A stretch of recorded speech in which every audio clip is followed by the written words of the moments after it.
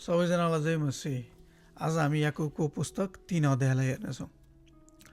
भाइ हो, तिमीहरूमध्ये धेरैजना शिक्षक नहो, किनकि तिमीहरू जान्दछौ हामी शिक्षा दिनेहरूको न्याय अझ कठोर रूपले हुनेछ। किनकि हामी सबै धेरै भुल गर्दछौँ। जुन मानिसले आफूले बोल्ने कुरामा भुल गर्दैन, त्यसले आफ्नो सारा शरीरमा पनि लगाम लगाउन सक्छ र त्यो सिद्ध मानिस हुन्छ।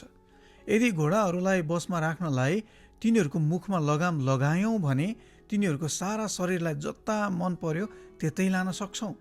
हेर त, जहाजहरू जो तेज हावाले चल्दछन् ती ठुला ठुला भए तापनि एउटा सानो पतवारद्वारा कर्णधारले आफ्नो इच्छा अनुसार जता मन पर्यो त्यतै लान्छ।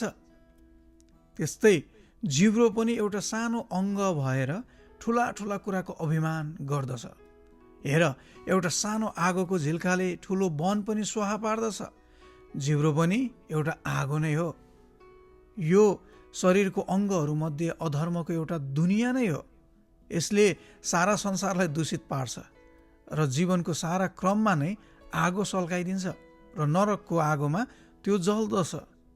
हरेक किसिमका पशु पक्षी, घस्रने जन्तु र समुद्रको जीव जन्तुलाई तह लगाउन सकिन्छ र मानिस जातिबाट नै तह लगाइएको छ। तर जिब्रोलाई कुनै मानिसले तह लाउन सक्दैन। घातक विषले भरिएको यो चञ्चल दुष्ट हो। यसद्वारा हामी प्रभु र पिताको प्रशंसा गर्दछौँ र यसैद्वारा परमेश्वरको स्वरूपमा बनेका मानिसहरूलाई हामी सराप्दछौँ। एउटै मुखबाट आशीर्वाद र सराप निस्कन्छन्। मेरा भाइ हो, यस्तो नहुनुपर्ने हो। के पानीको मूलको एउटै धाराबाट मिठो र तितो पानी निस्कन्छ र? मेरा भाइ हो, के अन्जिरको बोटमा जैतुन अथवा दाखको बोटमा अन्जिर फल्न सक्छ र? तितो पानीको मूलबाट पनि मिठो पानी निस्कन सक्दैन। तिमीहरूमध्ये बुद्धिमान र ज्ञानी को छ? आफ्नो असल जीवनद्वारा बुद्धिको नम्रतामा त्यसले आफ्नो कामहरू देखाओस्।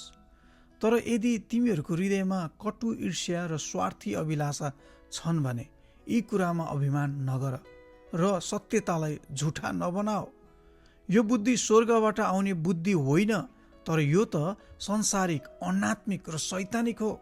किनकि जहाँ डाहा र स्वार्थपूर्ण अभिलाषा हुन्छ त्यहाँ भाँड भैलो र हरेक किसिमको भ्रष्ट काम हुन्छ।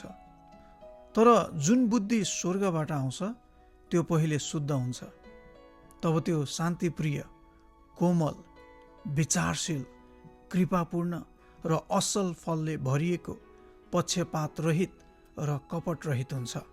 शान्ति कायम राख्नेहरूले शान्तिमा छर्छन् र तिनीहरूले धार्मिकताको फसल बटुल्छन्। सबैजनालाई जय मसीह।